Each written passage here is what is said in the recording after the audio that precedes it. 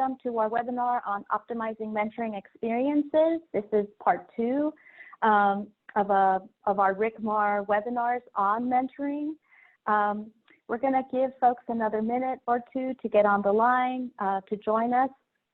Our presenters are here and ready to go. We just want to make sure that everybody has an opportunity to hear the entirety of this webinar. If you have any questions for the presenters as we go along, or have reactions or comments to what they are presenting, please feel free to use the chat function in Zoom that's available for you. We will, if you want, the presenters may pause and do formal question and answers, where then you will be unmuted if you wanted to ask a question live, if we wanted to use the Q&A, or if you want to use the chat. We'll just give it another minute before we get started. Thank you for being with us.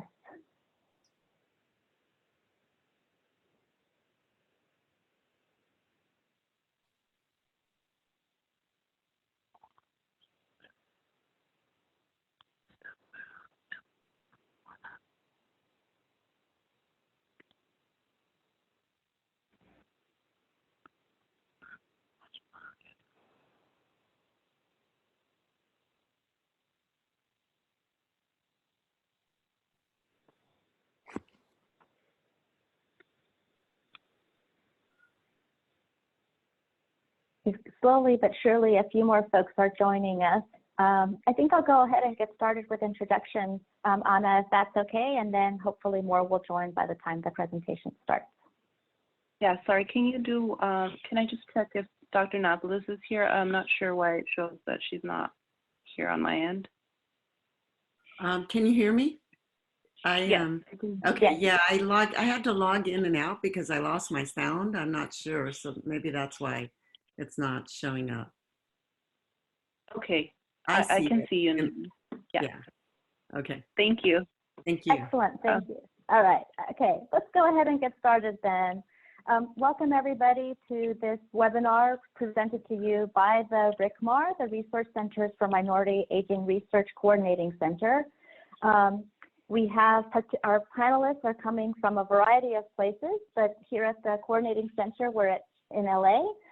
So good morning for those of you still in the AM, and good afternoon for those of you that are joining us from elsewhere. Next slide. So we're really pleased to have this webinar presented by 3 distinguished panelists from 3 different areas, but from our wonderful RCMAR family. We selected these panelists because of their expertise, because of their interest, because of their commitment, and because of their own experiences in mentoring diverse scientists across the training spectrum. Dr. Fillingim, for those of you that participated in our first webinar, is a clinical psychologist and a distinguished professor at the University of Florida. He's the director of the University of Florida's Mentor Academy, which trains faculty in mentoring best practices. And in 2016, he received the Postdoctoral Mentoring Award at the University of Florida. So he's got some experience in this area, and so we're really happy to have him. Dr. Napoles is coming to us from the NIH. She's the scientific director for NIMHD's Division of Intramural Research. Before the NIH, she was at UCSF, and again, part of our RCMAR family. And she has over 30 years of experience in research on patient-clinician communication, cancer control, health disparities, community-based models of research, and all of her work has been always rooted in racial and ethnic diverse populations. So we really welcome her participation in our webinar today. And Dr. Thorpe is coming to us from Johns Hopkins. He's a professor of health, behavior, and society. He holds joint appointments in medicine and neurology at Hopkins. And this year, I'm very proud to announce that he was the recipient of the Outstanding and Mentorship Award from the Minority Issues in Gerontology Committee of GSA, the Gerontological Society of America. So welcome our distinguished panelists. We welcome your participation here and look forward to hearing what you have to tell our scientists.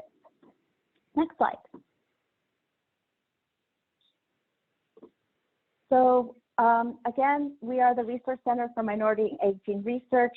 We hope that you are able to take advantage of the resources that we have available for scientists in aging research. We will post later where you can find us on the web, on Twitter, on Facebook, and all of those social media channels. But we do have a wealth of resources on our coordinating center website, and each of the resource centers, each of the RCMAR sites, also has information on their sites, and you can link to them from our coordinating center site. Next slide. We will be recording today's webinar as a way of providing this resource to those that were not able to attend today. So we have muted everybody on the call in order to avoid background. If you've dialed into the call today, please put yourself on mute. And if you receive another call, please end so that we don't hear any hold music. Again, feel free to type in your questions for the presenters as we go using the chat function. And we will also have times for question and answers with the panelists where we will unmute the attendee. Next slide. At the end of our presentation, we will send you a short survey, so look out for that because your feedback is really important. And the feedback that we received from the first mentoring webinar that we provided allowed us to tailor this second part 2 webinar. So thank you for your feedback, and we take it seriously. And really, these webinars are designed for you, so feel free to give us any suggestions or comments. Thanks. All right. So with those introductions, I think we're ready to go ahead and get started. Our first speaker today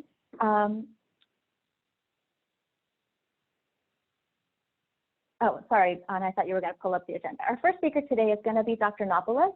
Dr. Napoles is going to talk to us about the use of IDP in establishing solid mentoring relationships. Dr. Napoles. Good morning, everyone, or good afternoon to you. I'm visiting on the Pacific coast, so have to deal with the time change, but all is good. I hope you're having a wonderful day. I just want to thank the planners of this event for inviting me, and I hope that what I share you will find useful. And you may be familiar with some of these tools already, so my introduction will be brief. But I wanted to, I thought it was good, it's good to visit the individual development plans and really what is the original intent and purpose of these plans and why are they such a useful tool? And I think it's two things that we have to keep in mind. And one is they really help solidify and develop a concrete career plan for you as you go through your career development. And the second as important aspect of these IDPs is that it's a tool for communication between the mentee and the mentor.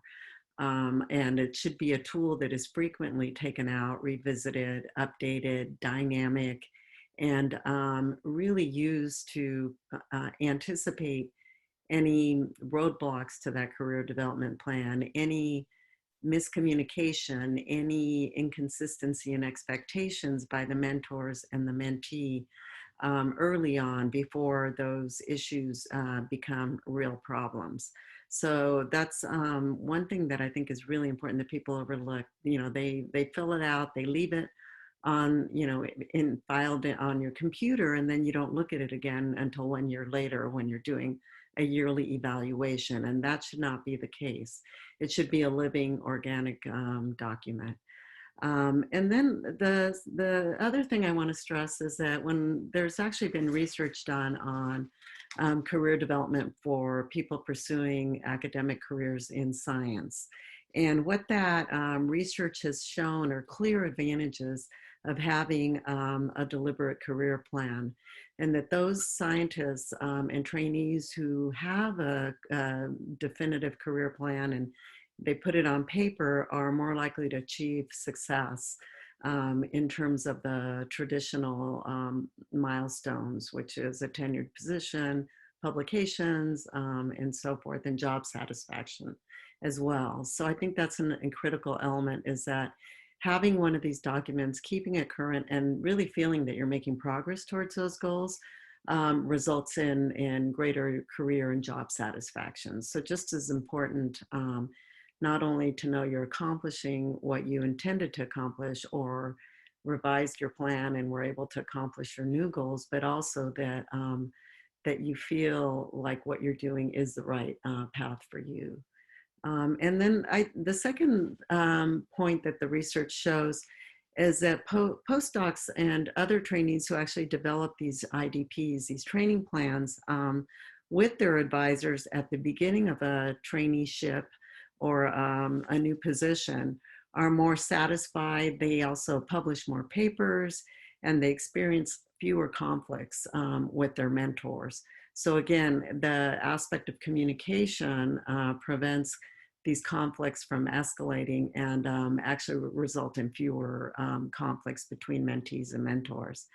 And those benefits are also similarly reported by the mentors, not just the mentees. So it's a dual benefit in terms of having those plans, in that both parties are more satisfied with the relationship, with the progress that the mentee is making in terms of the plan.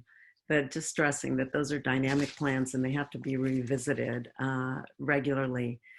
And so the first thing I wanted also to point out in terms of a resource, many of you may know about this website, but there's a website called My IDP, and it's all one word, and you can just plug it in, punch it into Google and a search engine, and it'll come up into Chrome. And so this was an IDP web-based career planning tool that was developed for PhDs and postdocs in the sciences. And it was developed by a consortium of academic institutions that offer health sciences degrees, as well as Science magazine and the journal and some other collaborators. But what they identify in there is they have tons of resources, they have networks, they have job postings, and they have the actual tool, web-based tool that you can go in and develop your own IDP, along with a specific career path. They have about 26 career paths you can look at, and it can give you ideas that you may not have thought of. And I would say, first of all, I'm going to go through the steps of the IDP briefly. There are about 5 steps, and then the 6th would be revisiting it at least every 6 months, if not more often. And I would suggest meeting with your mentor at least every 2 weeks.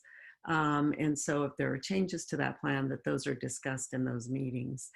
But the aim would be first to identify mentors.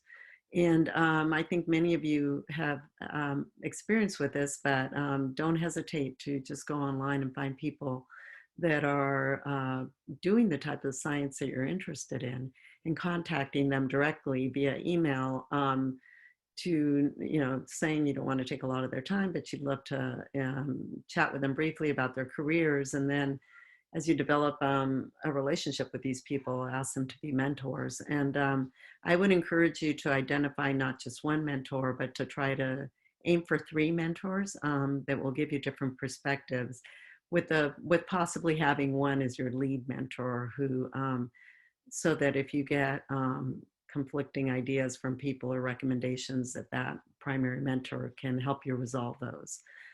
So the first step, once you identify those mentors, and they should be listed on your IDP plan, is to let them know what their expectations are as a mentor. So that would be reviewing your progress at least every 6 months, giving you written feedback at least once a year on your career plan and your accomplishments and your directions, your strategic directions in terms of your career and your science. And then once you identify those people, you want to identify also clearly on your IDP as your long-term career plan. So whether that be having an academic appointment in a medical school, in a particular area, or working in a public health department, or whatever your career goals are, your aspirations. And it could be, working in a private sector, it could be working in government, it could be working at NIH. Whatever that is, you need to put it down, and that would be your long-term goal. That would be longer, further out in terms of your ultimate career goal. And then the third step, after you've identified your mentors and put down your long-term career goal, is to identify what your skills are, really do a thorough skills assessment. So, and then the parallel part of that is to identify what skills would need to be developed to achieve that long-term goal. And my IDP site has a skills assessment, a self-assessment you can do. And what I encourage my mentees to do is to take that self-assessment, and then we discuss the results. And then it makes me more familiar with skills that they may have that I was not aware of. And then that can suggest also potential career paths that they may not have thought of, or that you could suggest to them, I think. But it's also a lot of, I think, self-reflection involved in that process, really knowing your strengths, being honest about your weaknesses or those skills that need to be developed if you want to grow into this scientific field that you've selected for yourself, and so forth. And then once you identify those skills that need to be strengthened for your long-term career objective, it's identifying, the internships, the training opportunities, the coursework, the mentors that have that scientific expertise that could be added to your team, or that could be activities that you've planned throughout the year with the blessing of your mentor, whoever's helping you, so that you are making progress toward that. And then I think then the next step is to identify like your 1-year goals on that IDP. And if you're, you might want to do them for 5 years out, which is what I usually encourage my mentees to do, unless they're with me for a shorter term training opportunity, shorter than a postdoc, or, if they're junior faculty, then we're looking at a longer term plan. But, all those goals should be in terms of your research activities. What specific projects will you be working on? What will your tasks be on those projects? What are, if you're writing proposals, grant proposals, will that be part of your research activities? Really developing a framework that, that links together all your research activities under one umbrella in terms of a research theme or emphasis that fills a gap in the science. And that should be what you're strengthening in terms of your expertise, so that you really are recognized in that field and stand apart. And so once you develop those first year goals, you want to look at the research activities, really explicitly lay those out. Look at your goals, secondly, for your research productivity. How many grant proposals do you intend to write this year? Are you targeting? Put down the specific deadlines for those grant proposals. How many publications are you intending to submit by the end of that academic year? Which journals? Do you have the specific data sets already lined up? Do you have everything you need to collect the data to write that paper or those papers? And then also, you need to develop a professional development and training activities list, which would be the third area for that 1-year plan.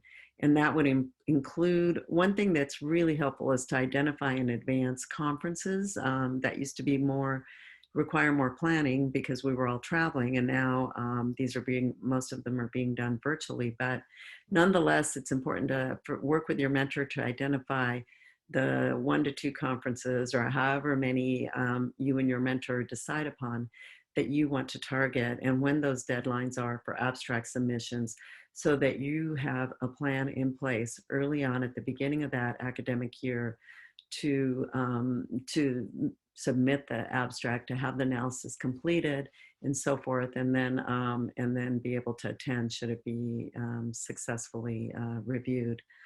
And so all those activities, because one of the big disappointments I think or miscommunications can be around conferences and travel and so forth, and who's paying for what, and where the funds coming from, and how many is reasonable. And then the discussion of, there are trade-offs when you're attending a conference. There's a lot of preparation involved, and would that time be better invested in writing a manuscript, or the fact that you're submitting the abstract and attending, the networking opportunities that are involved, does that offset some of the time commitment and make it a valuable experience for you?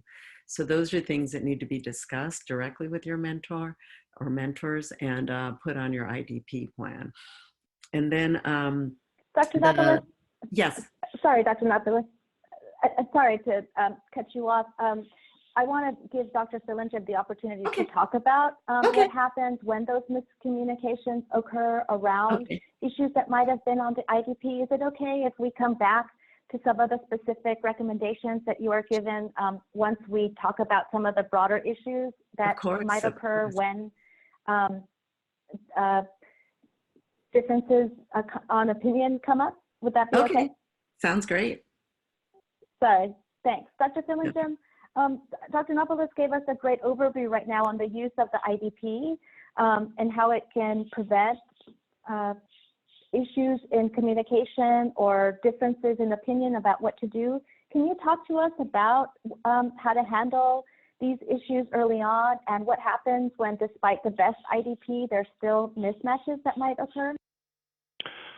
Sure, yes, and that was a great segment on the IDP, which is a valuable tool. I was just going to share some slides here so we can look at what I'm talking about while I'm talking about it. I'm hoping folks can see my slides there.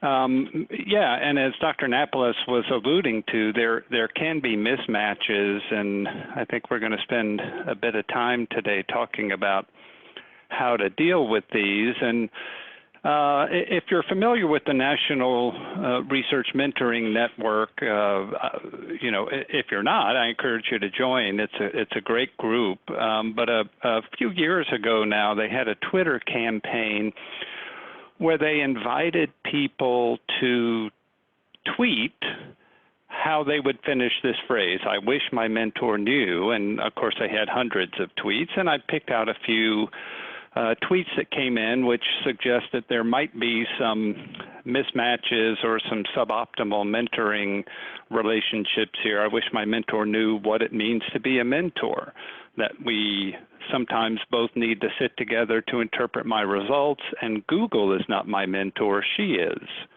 I wish my mentor knew that I need to feel like I belong in science, and that the color of my skin does not determine the quality of my work.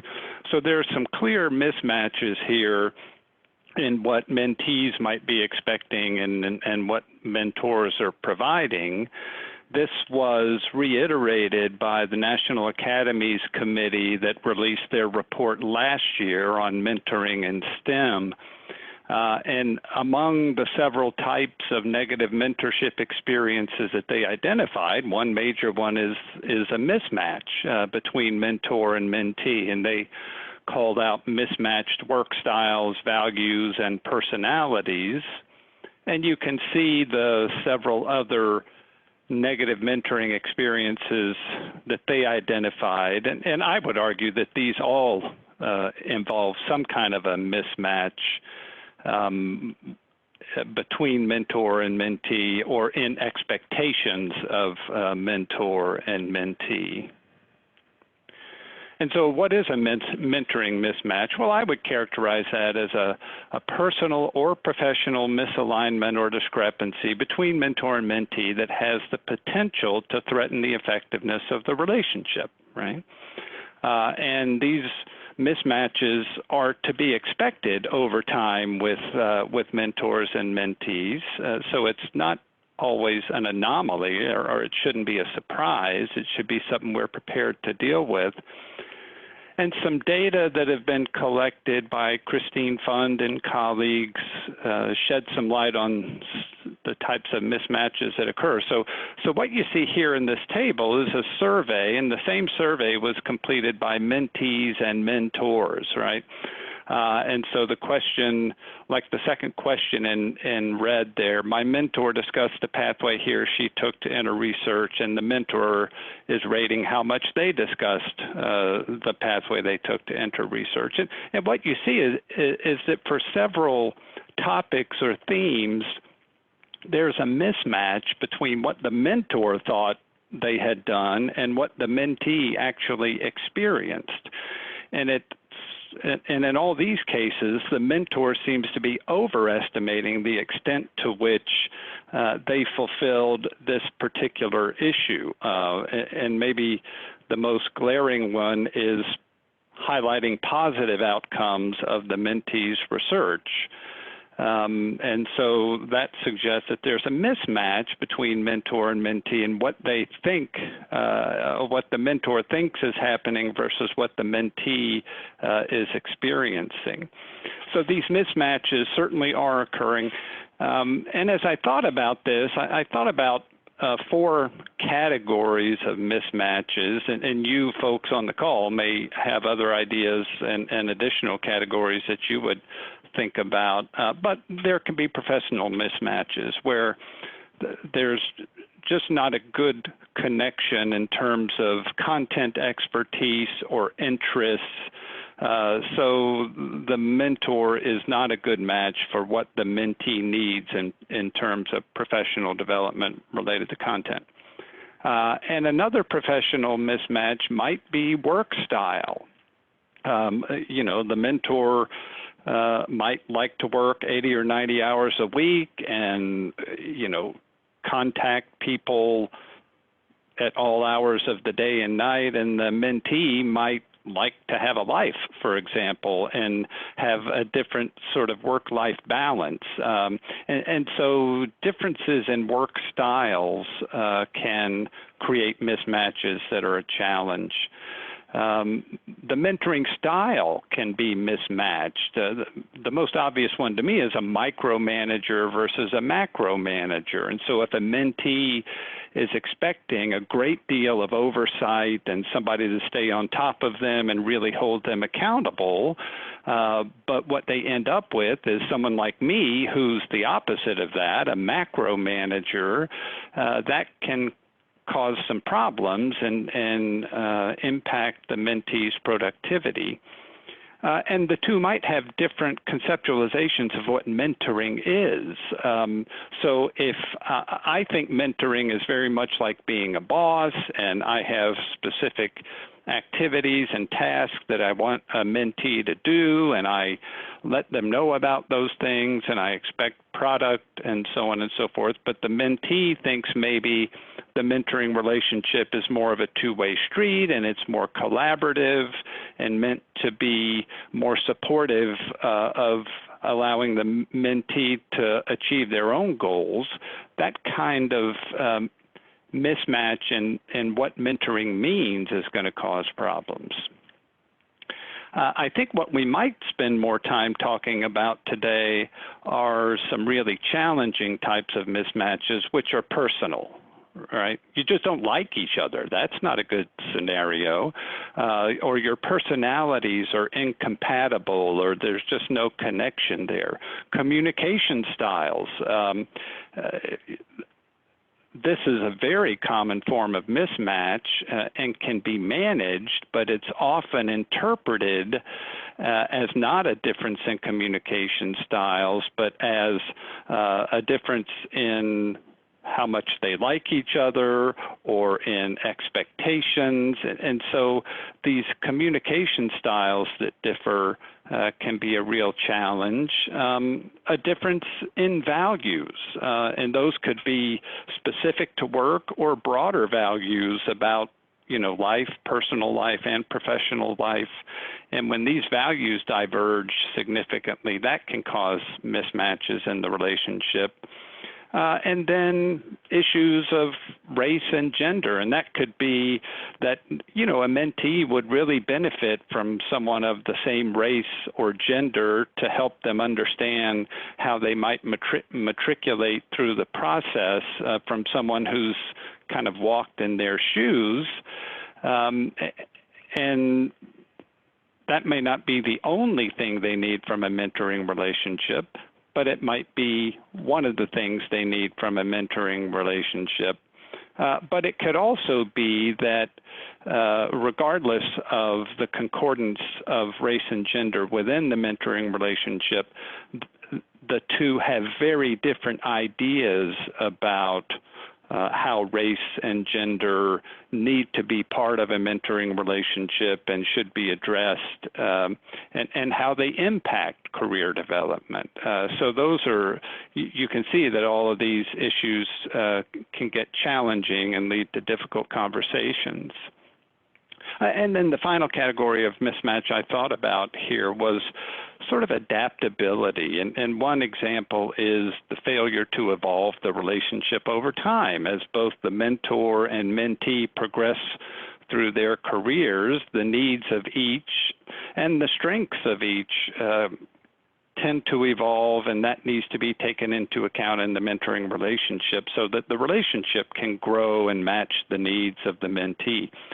And likewise, there might be changes in professional or personal goals for either member of or both members of the mentoring relationship, and the ability to adapt the relationship as those changes emerge is a critical piece to maintaining a good match.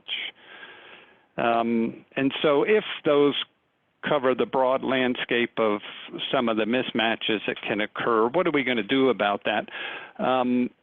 Well, there's prevention, which is always more successful than treatment.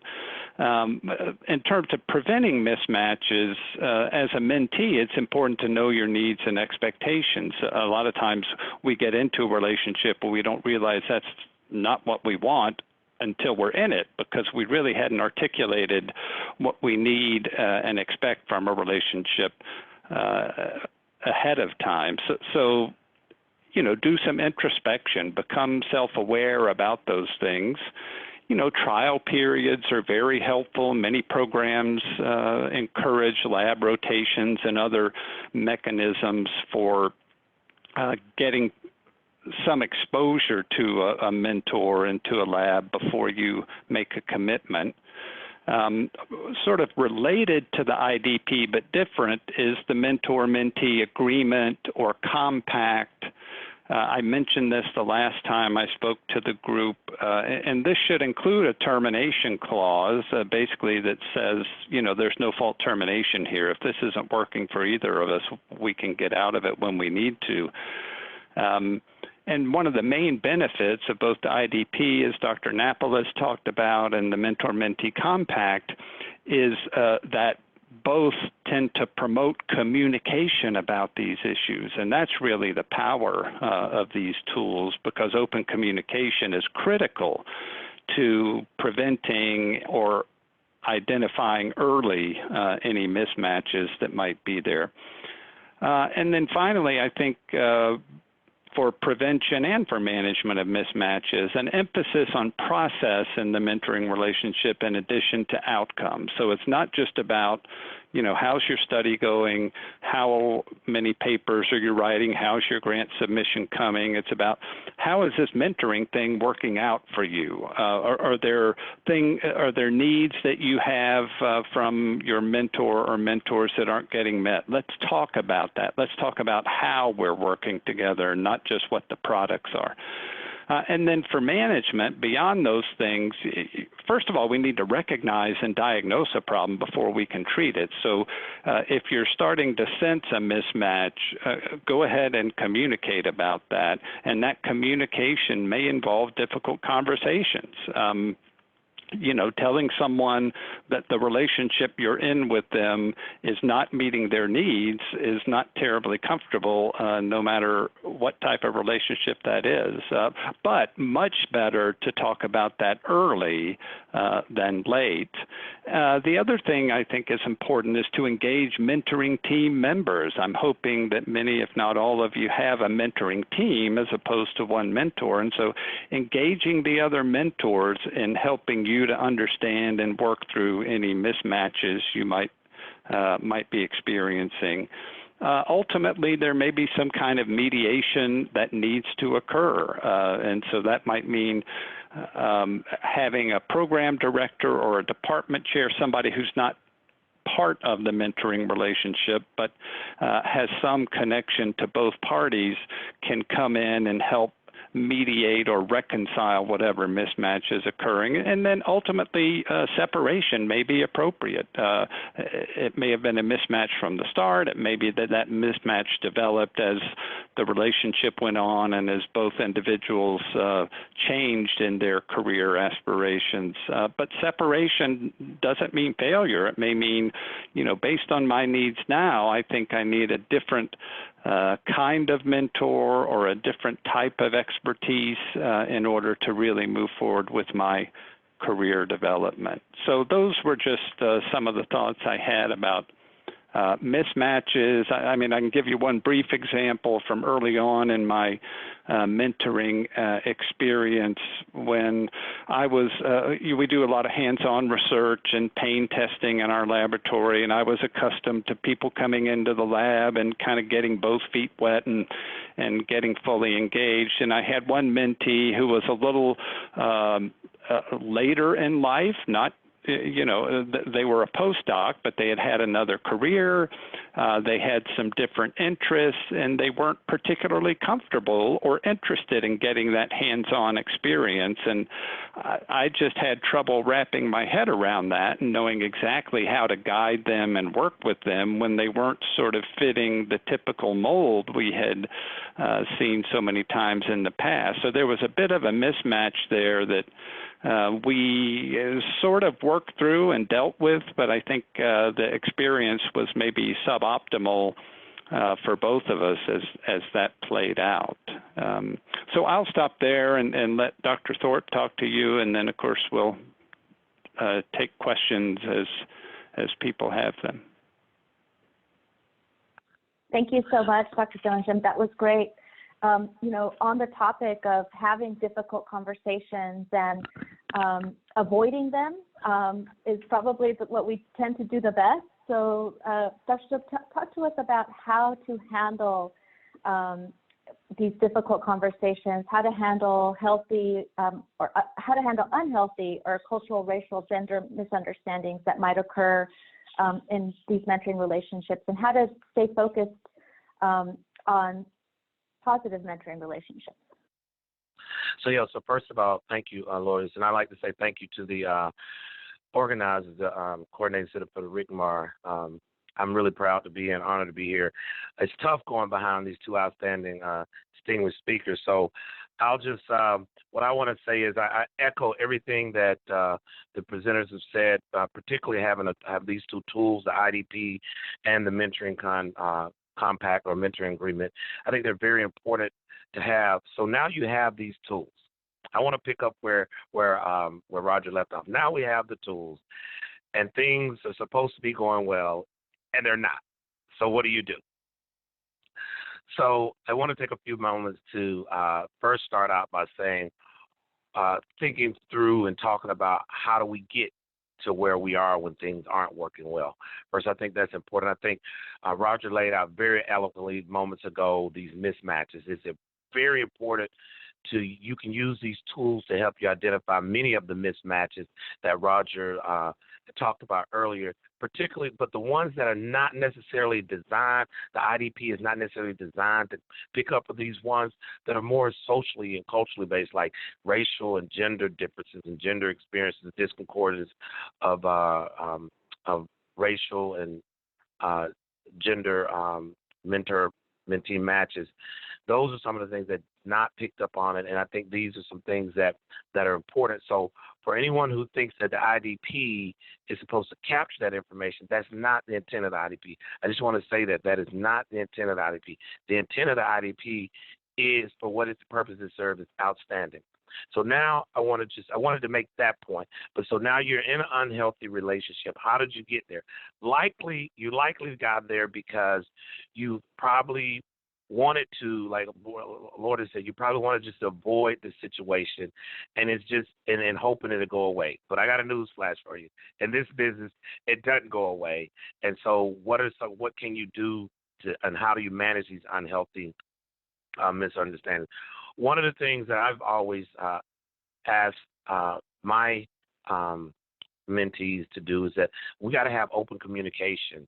And the other thing is that in addition to having an open communication, I think there needs to be this dismantling in a certain sense of the power dynamic that sits in the room. So you're a postdoc, and then you have your senior faculty mentor that's mentoring you. There is a power dynamic in the room, but I think the relationship has to be built, and it has to be built on trust and commitment to both parties. And I think having that trust and building that relationship can help ease some of that power dynamic in the room, either gender or racial dynamic that's going on in the room. The true unhealthy behavior is, I think oftentimes it emerges because there's been ineffective communication or there has been mismanaged expectations, both of which I think Roger articulated in his very first workshop very well.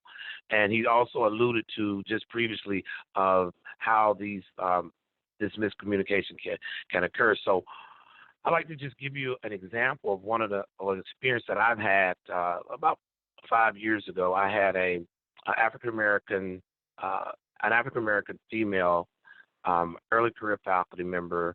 I was on her mentoring team. I was not her primary mentor. I was on her mentoring team. And she was very unhappy. She disclosed to me that she was very unhappy with her senior mentor, and she thought that she said she was getting ready to leave the university. And I asked her, I said, well, why are you leaving the university?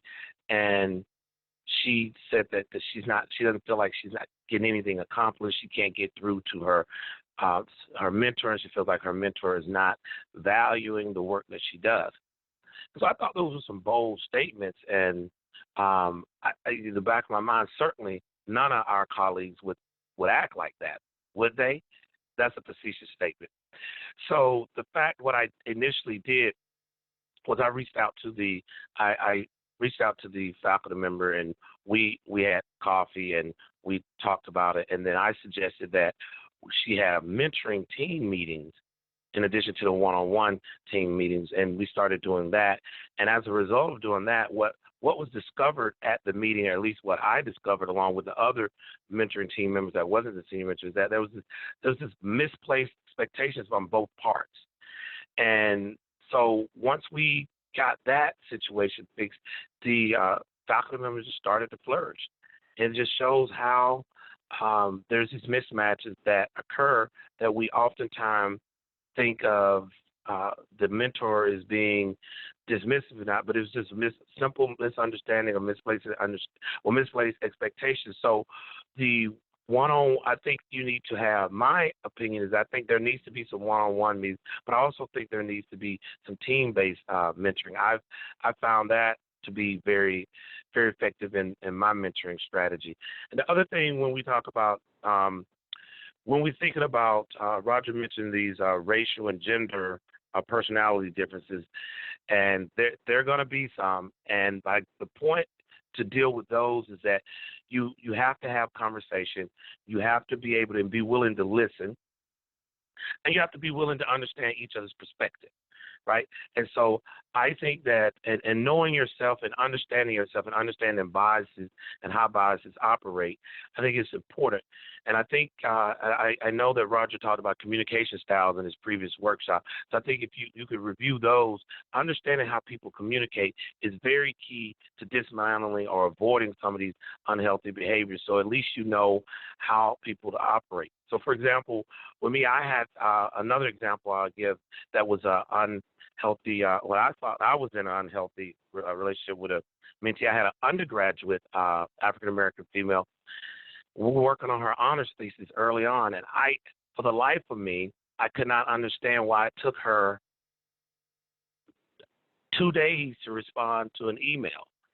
And we would meet. We even had an IDP set up for her thesis. We would meet. We would go through those things. And I just didn't understand why we couldn't, our communication was so fragmented.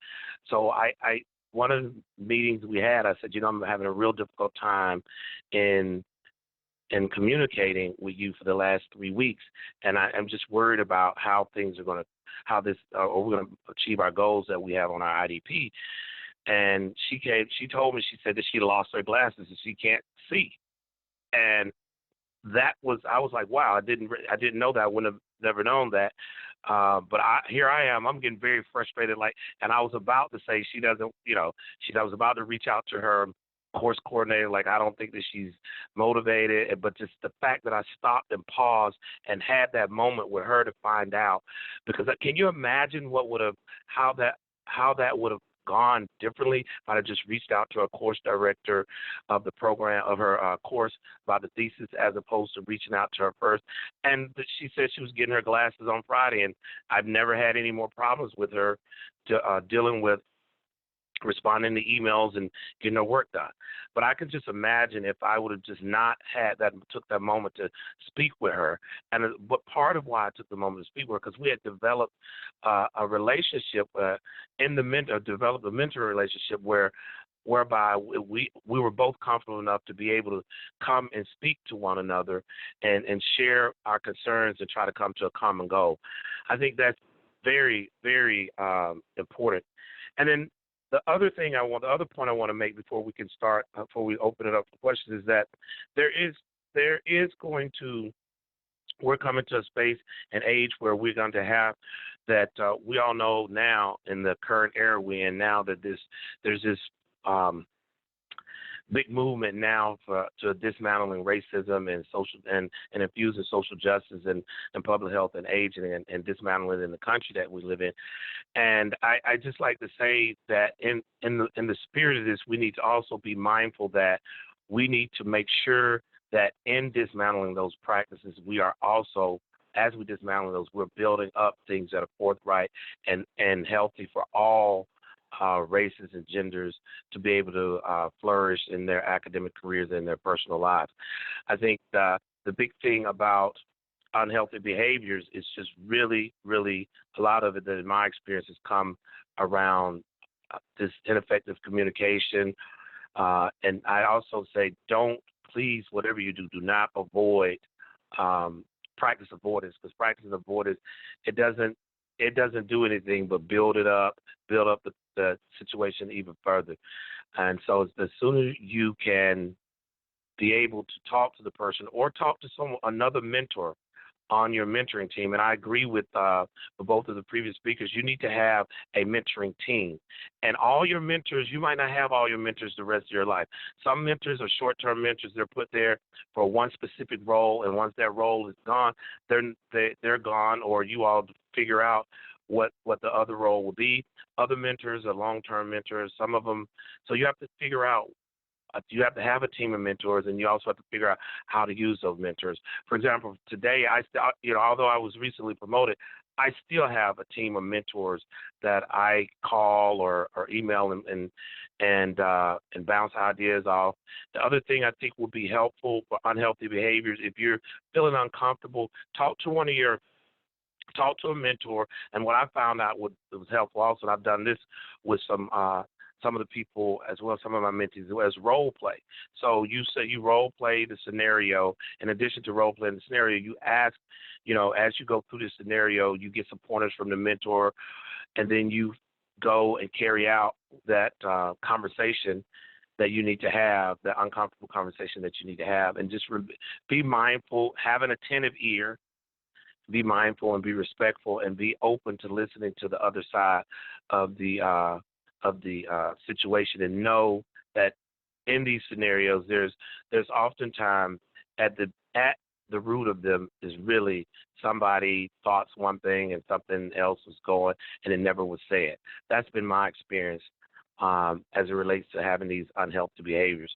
But I think dealing with them is a skill set in and of itself, learning how to have these difficult conversations, because they're not easy to have. If they were easy to have, we would have probably more of them.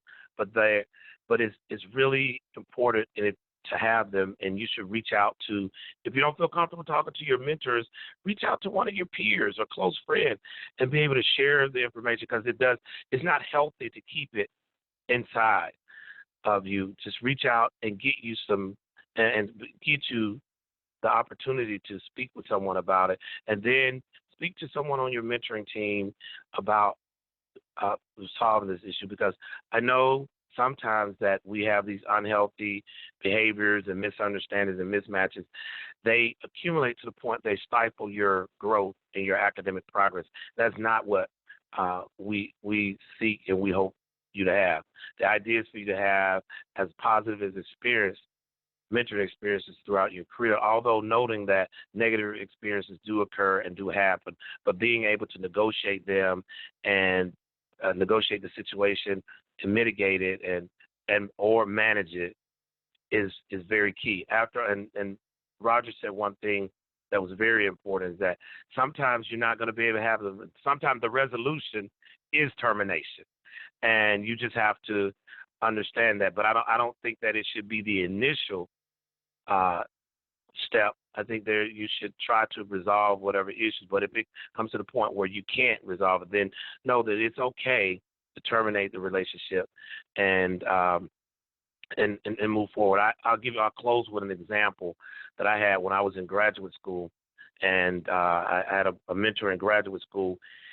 We're working on my dissertation, getting ready to sign off on the dissertation. We worked on the dissertation for 4 years, and this dissertation committee member, one of my mentors, he said that he wasn't going to sign off on the document because he didn't think my writing was up to par, and I wasn't able to write. And until I was able to demonstrate to him that I was able to write, he wasn't going to sign off on the dissertation.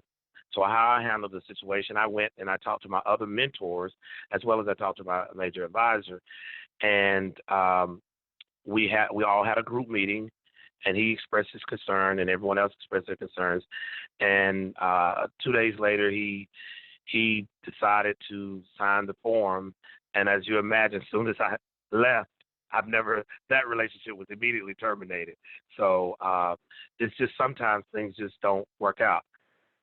And I'll stop there so that we can open it up for questions and answers, because I've seen a lot of questions now pop up through the chat.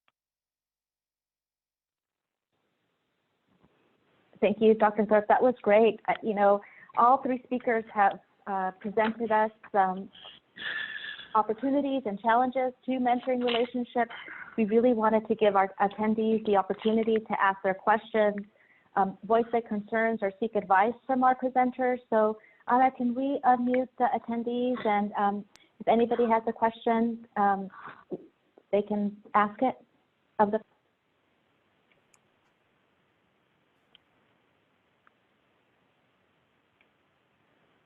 Yes, so folks have the ability to use the Q&A option. Oh.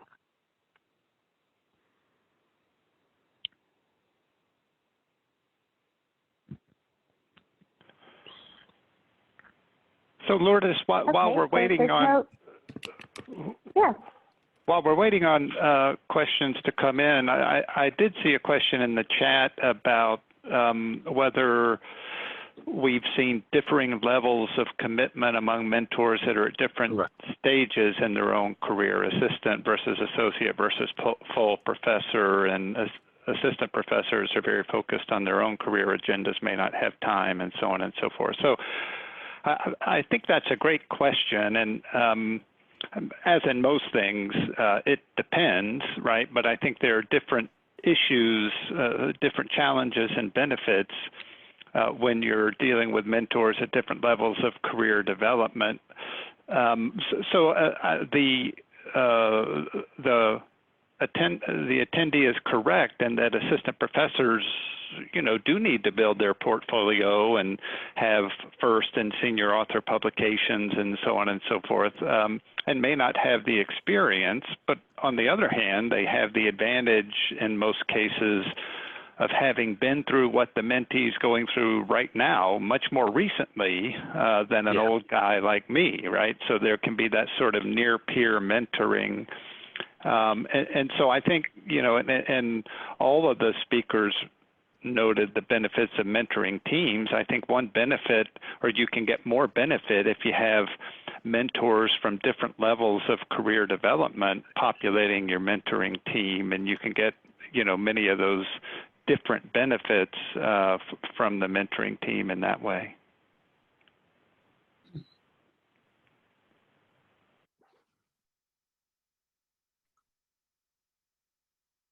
Thanks for that.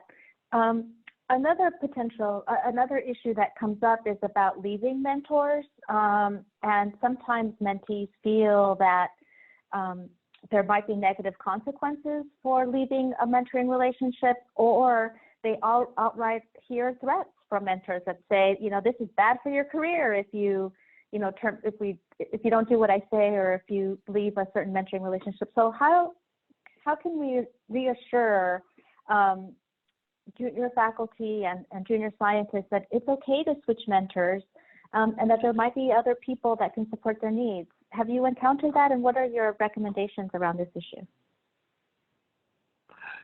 So yeah, I've encountered that. That's interesting. We had someone that did leave a senior mentor, and the way it was handled was through the mentoring team. That's why I think it's very important to have more than one mentor. And the mentoring team, it was clear the situation was going on. It was all clear that the person had to get out of that situation. And so the mentoring team realized it and recognized it. And it was actually the mentoring team that suggested, hey, it's time to go. And that raised, Lord, is that very question was raised. Well, how is this going to affect me for, promotion and tenure, or, am I going to be blackballed in the department? And we reassured the early career faculty that they weren't, and they haven't been to this point. At least to my knowledge, they haven't been. But I think it's important to, if you have a strong mentoring infrastructure in your university or your whatever organization, it could be a center or a department. If you have a strong mentoring infrastructure there, and the culture itself is around making sure people advance and understanding that there will be, like Roger eloquently said earlier, there will be some negative experiences, and making sure that you have your people with great mentor experience understand and help the junior people negotiate and navigate that stuff, and sometimes serve as an ally through the situation. Just quite frankly, everybody is not a good mentor. Some people shouldn't be mentoring, just quite frankly, based on some of the things some of the horror stories you hear. They shouldn't be mentoring.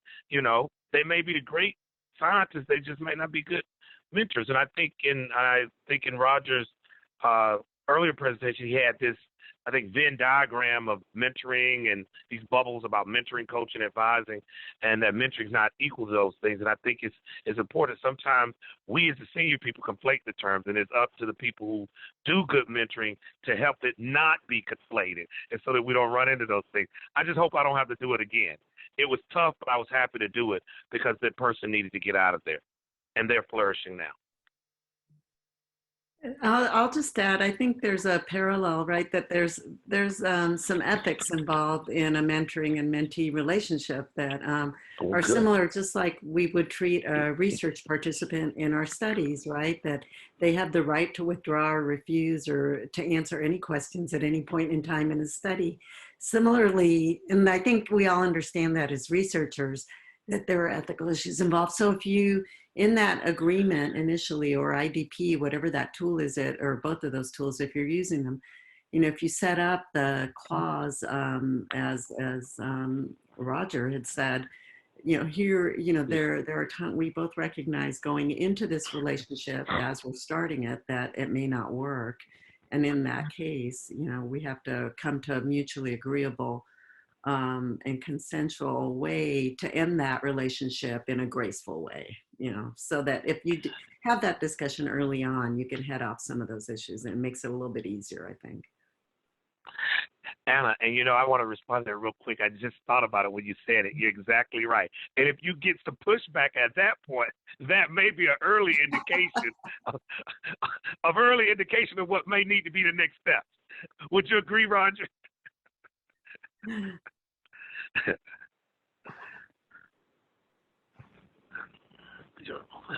Great. Thanks, guys. There's a couple of questions that have come into the chat. One of them is, given the current climate that we're in and the heightened sensitivity to issues of race and class and gender that folks are dealing with, what can mentees do right now if they're feeling discriminated or feeling like they are experiencing some racism? And how do you handle that with a mentor? What kind of feedback can the mentees give them? How can mentees deal with this right now if they're feeling uneasy about their situations? Yeah, so that's a very good question. One of the things I could just share with you what we're doing here, and actually in my department where we're getting ready to do. We're creating a protocol in which, if you feel like you're discriminated on, how to respond. And then we're going to have a committee, and we're going to I think we'll have a channel and a way in which you report it, and then we're putting together a way of how to respond to it. That's what we're doing. That's what we're doing now. That's what we're moving toward now, because we didn't have the system. We don't have it in place now. We're literally putting it in place now. And I think your point, Roland, that there's infrastructure usually in institutions that will help with that as well.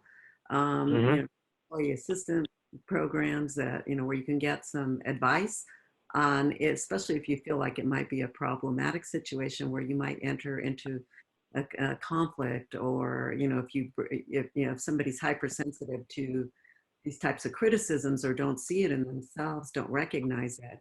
Right. Talking to a third party and planning for that conversation is really critical. Yeah. And one of the things I tell people, the people that work in my program for research, that work with me in the program, notice that the prepositions are important. Work with me, not for me, right? So it's very important for that. Use I statements. Use I statements. I perceive or I feel this way, because if you're going into a potentially heated situation and you go to project it on someone else, that only escalates it further. For de-escalating, you want to use some I statements. This is how I feel. This is how I felt when you said this, or this is how I perceived it to be, and things like that. So I think if you use I statements and you keep it, you keep the conversation deliberate and stay focused on point where you're trying to accomplish, and don't wander, I think things tend to be more successful in that way. Yeah, and that's a great point, Roland. And I might add, do some hypothesis testing, right? We observe behaviors, especially behaviors that impact us, and we have feelings about those.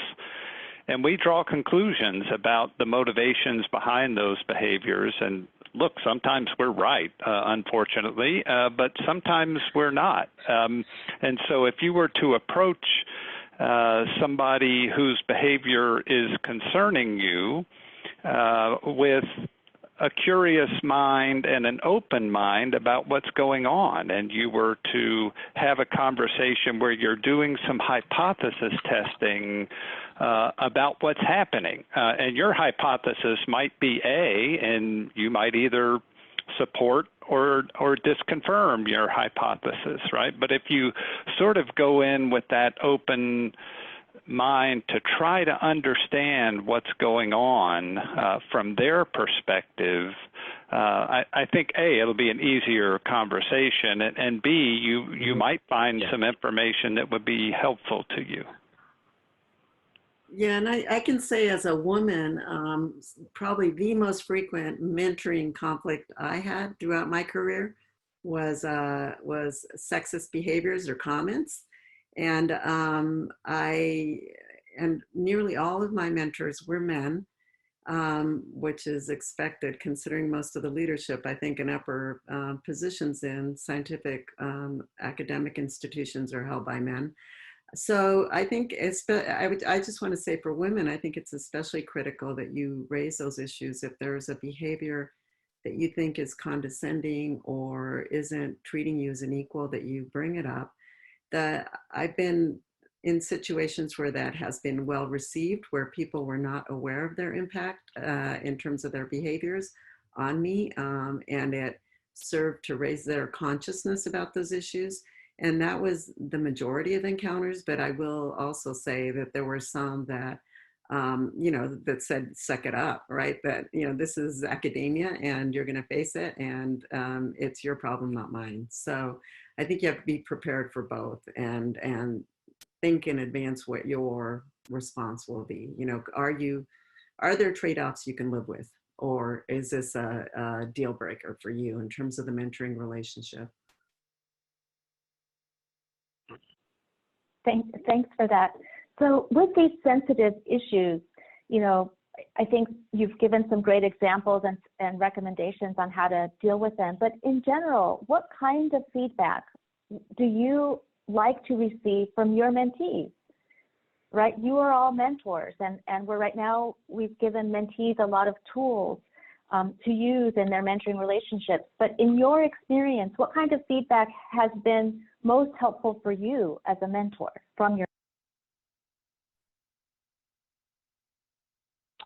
So for me, we do use the IDP, and then we also have another forum where we talk about if there's issues dealing with race, gender, and things like that. We have a forum where they have an opportunity to write down and provide the opportunity to have that conversation. We do the IDPs, annual IDPs, and one thing I do I create an environment in my research group where we're all working together for a common goal, and this common goal is to advance the science of Black men's health. And so that's what we're working toward. But I ask them frequently on email, like I think once I do it, I think April and October. I don't know why April and October, Roger, so don't ask. I have no idea why, but I do April and October. And it's one Saturday morning, I get up and I email all of my mentees and say, hey, how am I doing? What can I do better? What do you like? What don't you like? And at the bottom, I put at it, nothing you say will be held against you. And I type in big letters, I promise, nothing you say will be held against you.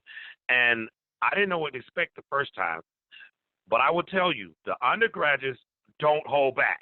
They just go in and they tell you all in. But I took the information, and then the next time I met with them, or I would email them, or with the undergraduates, we had a phone call.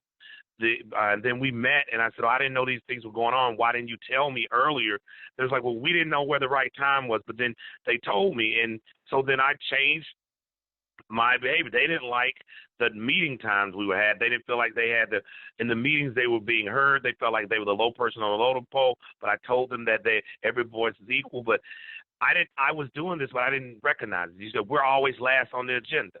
I didn't know that. And then once I took that information and I rearranged some things and I responded. It's also important when you do things that some things are addressable. If you can do them, it has major impact. And I did it to all of my mentees, and I was shocked of the people that came out and said things. And then Roger after that and Anna after that, I was like, the rest of the day, I was like, yikes, maybe I should have asked that on a Wednesday in the middle of the week than on a weekend day. But I have thick enough skin to deal with it and to take it in kind, and what can I do to make the environment better? And I think that's my responsibility as a mentor. If I asked it, I should be able to take it. And I've been doing it ever since, and they really enjoy it. And now the ones who've been in the group for a while, they have their concerns have dropped precipitously. So I think I've grown as a person because of that. I was open enough to deal with the issues.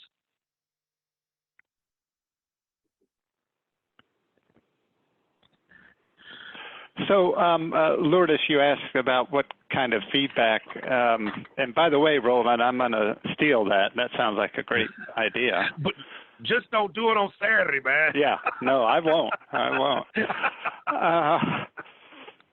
But one thing that's been so interesting to me is, and I was thinking of this as Anna was talking about her experiences being mentored largely by males as a woman coming up in academia, that the opportunity I've had to mentor people from such varied backgrounds, and I mean diversity in the broadest sense, it's been an incredible education for me. You know, I grew up an upper middle class white guy in Savannah, Georgia, right? That's not the most diverse experience in the 1960s and 70s.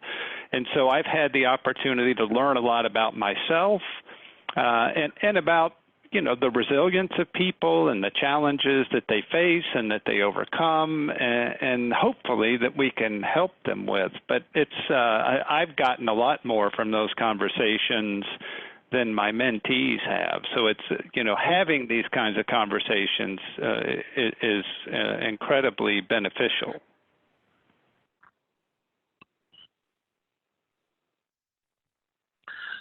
So, Roger, just so you know, I'm from Macon, Georgia.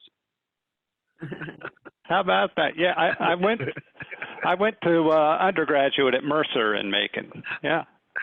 My grandmother used to work there, and my aunt. Small world, right? Yeah.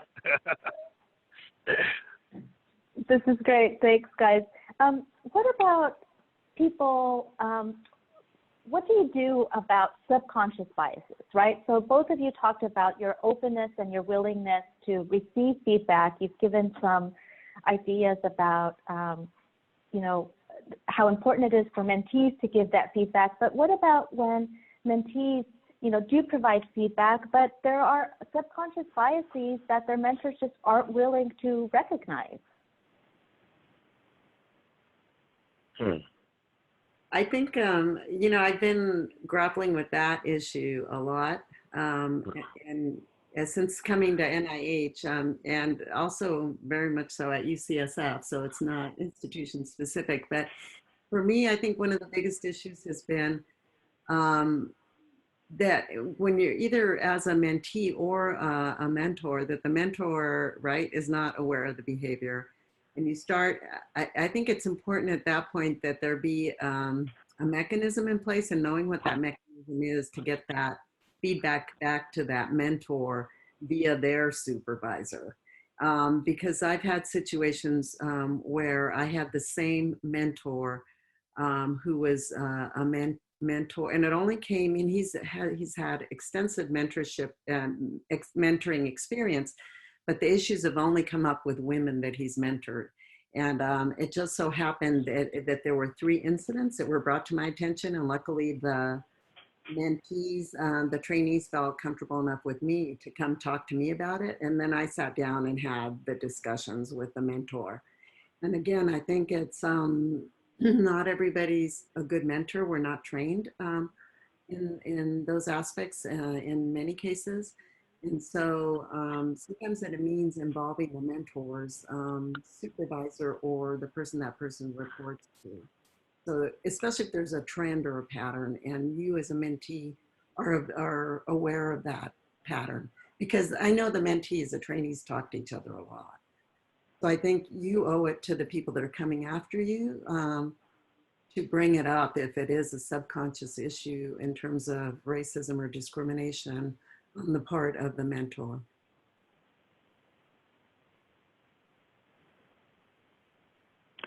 Yeah, and thanks. And one last, sorry, Dr. Fillingim, Jim. I was just going to add a comment to that. Sorry about that. That you know, you could bring up somebody's subconscious bias or give them examples of behaviors that reflect that subconscious bias. And I might be perfectly willing to accept that that's my subconscious bias, but it's still there. That doesn't fix it, right? And it takes a lot of effort, a lot of counterfactual encounters to slowly undo subconscious bias, right? And so somebody might make me aware of a bias that I have, and next week I would expect them to say, there you go again, because it doesn't go away. So even if I'm willing, now if I'm just in absolute denial, that's another issue altogether. And so I think it's a process. It takes time and effort, even if you have someone who's willing to confront those things.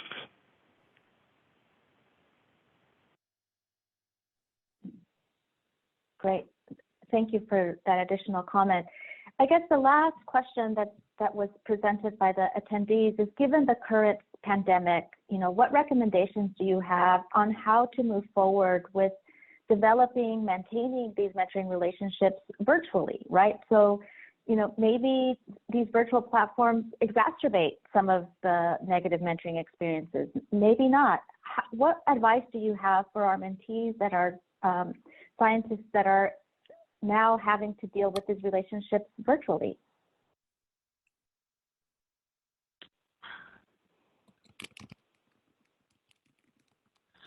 Well, I haven't. This is the mentor though.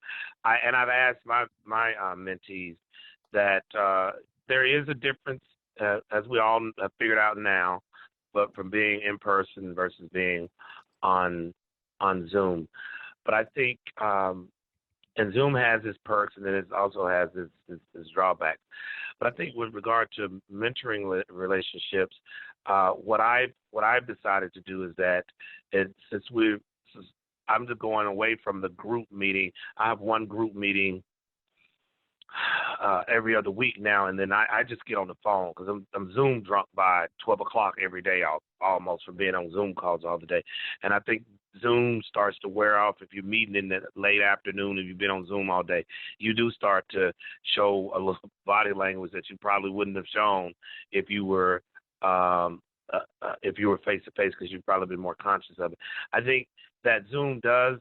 I think it has some level of keeping you engaged to a certain extent, whereas without Zoom, that wouldn't occur. So I think maintaining relationships and building relationships, I think you can start with Zoom, but I'm very hopeful that we can get back to face-to-face as soon as possible, as soon as the science tells us that we should go back into these spaces and so that we can all be healthy and continue doing the work. But I think I don't have a problem with Zoom. I don't see a problem with it. I think what's most important, what I like about the Zoom, is that I put up we could talk through this IDP on the screen, and we can go through that and have an opportunity to do that, whereas I wouldn't do that on the telephone. I would have, because if I was in my office, it would be across at the desk or sitting at a table and working through it. So I think Zoom has its perks. And I guess for that attendee, are there any hindrances to using Zoom? I don't know who asked the question, but whoever asked the question, is there any reluctancy to using Zoom in a mentoring relationship? Yeah, and one of the attendees I noticed just wrote in that for those that are introverts, Zoom has been great, right? I think Zoom has some advantages to in-person stuff. When, Roland, you were talking about that power dynamic earlier, Zoom can sort of diffuse that a little bit because it's less intimidating to be on video with someone than sitting in their office, especially if they're behind some big desk leaning back. Right. And so there are advantages and disadvantages, but I think the point is it's what we got right now, and whatever we can do to build and maintain connection, we need to do it. Whether you think that's optimal or suboptimal, let's do the best we can for now, and then when the time comes, we'll resume more typical behaviors, hopefully. And we do, like Roland's point is we do a lot of team meetings, and what the beauty of those ends up being that whoever needs the more intensive mentoring, since we have different, depending on where we are with a project or our career, is like the center of the spoke. And then every team member contributes to that person's, either by giving them ideas about their science or their career development, right? And then that kind of rotates. And so there's a lot of co-mentoring going on. And sometimes people will feel more comfortable in that context, to open up and share what they're feeling in terms of their uncertainty about their future or whatever. Right. Yeah, and I agree with Steve's comment that he had in the chat box. You do lose this some social interaction with on Zoom, and just like a telephone call, you lose some level of social interaction. I totally agree. That's why we need to hurry up and get back to healthy, so we can get back face to face. I do agree with that.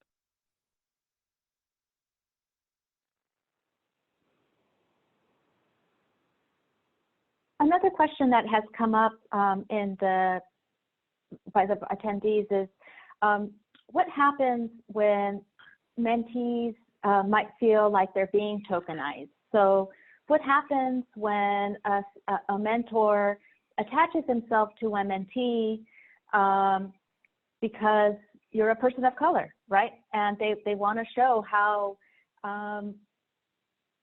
supportive they are of diversity, right? And you end up sort of being tokenized as a mentee. What do you do in those kinds of relationships?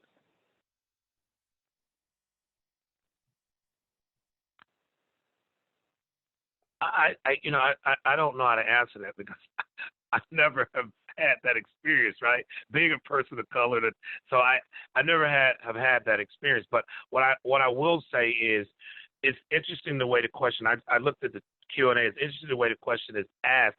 So I guess my question would be, how does a senior person attach themselves without the mentee knowing? If we have these tools that are put in place, and you're doing these IDPs, then how does that senior person get on the mentoring team from the start? I guess that would be my question. I haven't had experience.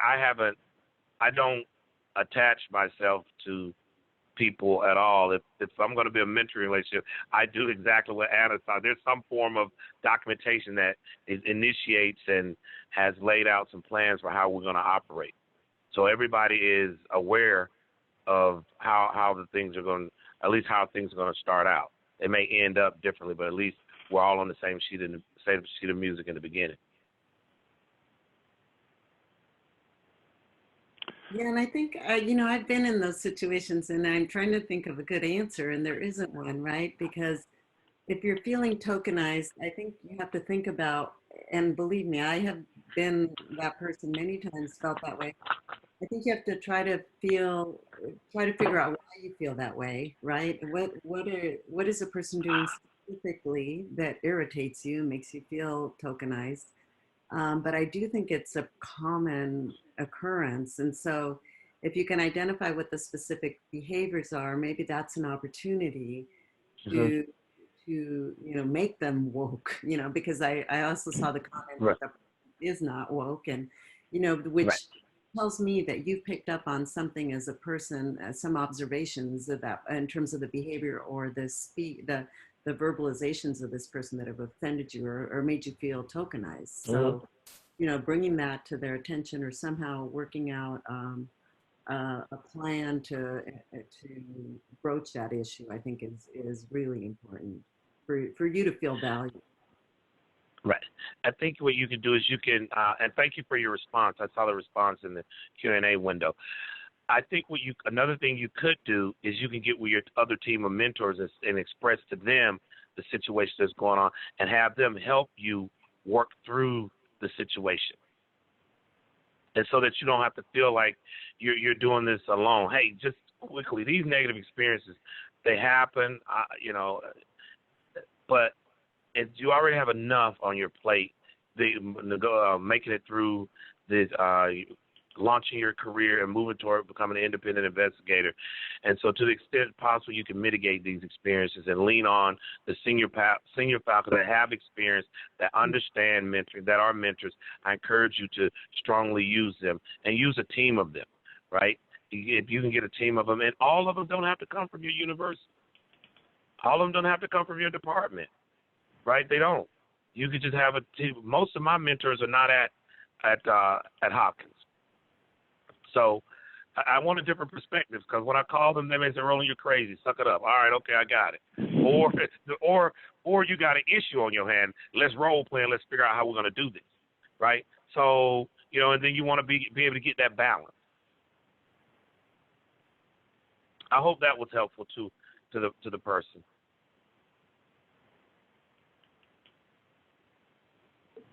Thanks for those responses.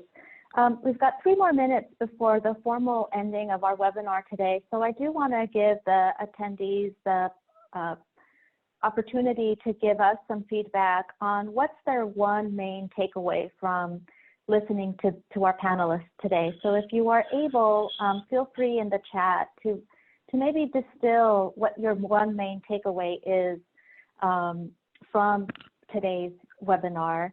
And for our panelists, while those chat responses come in, what's your one golden nugget piece of advice that you would give to our participants today around managing difficult mentoring relationships?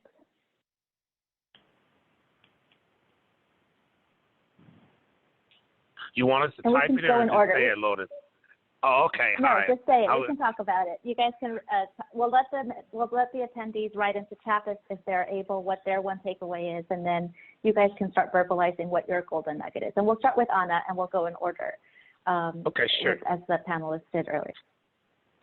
I think for me, my biggest obstacle was myself in terms of imposter syndrome in trying to reach my career objectives. So my nugget to you would be, put yourself out there.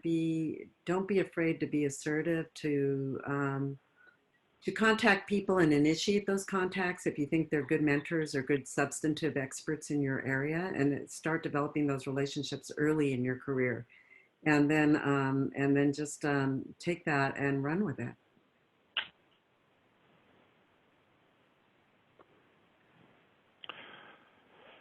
So I guess I'm next here. So I would say, and Roland mentioned this in his comments, embrace difficult conversations when they're needed. I've had a lot of examples of, both within myself and within my mentees of seeking to avoid difficult conversations at our peril. And I'm not saying go pick fights, but when the need is there, embrace a difficult conversation, but not in order to enact an outcome that you're after, but to practice effective communication, because 2 things can happen. In my experience, most of the time, the relationship improves after a difficult conversation. Both parties benefit. Somewhat less frequently, it doesn't go well, but if you have held that difficult conversation effectively, that tells you what you need to know about the relationship. If the other person in the relationship can't have a mature, difficult conversation, that says the relationship's not going well. So either way, you've come away with important and valuable information. Yeah, so the one nugget I would leave you with is that build the relationship. Just build the relationship, all the things that it takes to go into building a relationship. And remember, it is a relationship. It is a relationship. You can't dance with somebody if both of you standing there looking at each other and both of your feet on the ground at the same time. Build the relationship. Foster the relationship. Do the things that you need to grow the relationship. And I think if you put in the work into the relationship, and over time as you build a relationship, the trust builds and it builds, and then once you build the trust, then you get to these difficult conversations that Roger talked about become easy, because they're not the power dynamic has been relaxed, and there's ability to be able to talk, and there's a level of mutual respect that is strong. So you should be able to sustain the difficult conversation. But I would say build the relationship. Make sure you nurture the relationship.